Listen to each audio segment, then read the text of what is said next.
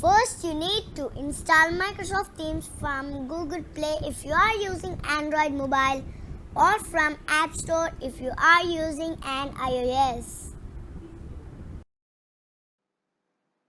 After downloading the app, you must enter the user ID and password given by us.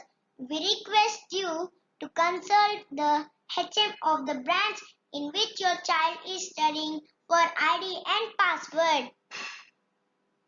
After entering the password, you will be prompted to update your password and you need to create a password of your own and press the password again to confirm it.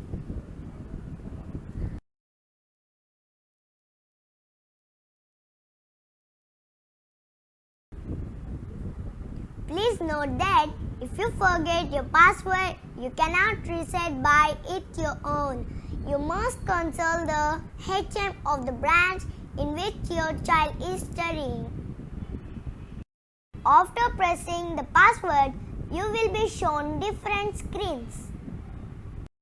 Screen 1 is the information about how Teams is useful to you. Screen 2 shows the features available in Teams.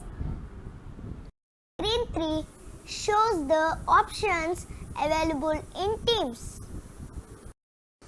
If you are having more than one child studying in our school, then you must add another account to log in. Next home page will be open where you can find different tabs like activity, chart, Teams, calendar and more. Activity tab contains all the activity including class schedule messages. In the chart tab, you will find the details shared with you like notes assignments. Teams tab is the tab page which shows class in which you are included and this is your team. Your meeting links will be posted here. Assignments, notes and any other materials will be shown here.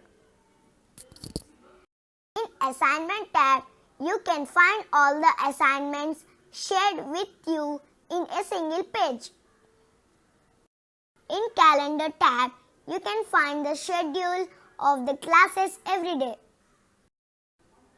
The last tab is miscellaneous where you can find items like calls, files, camera, etc.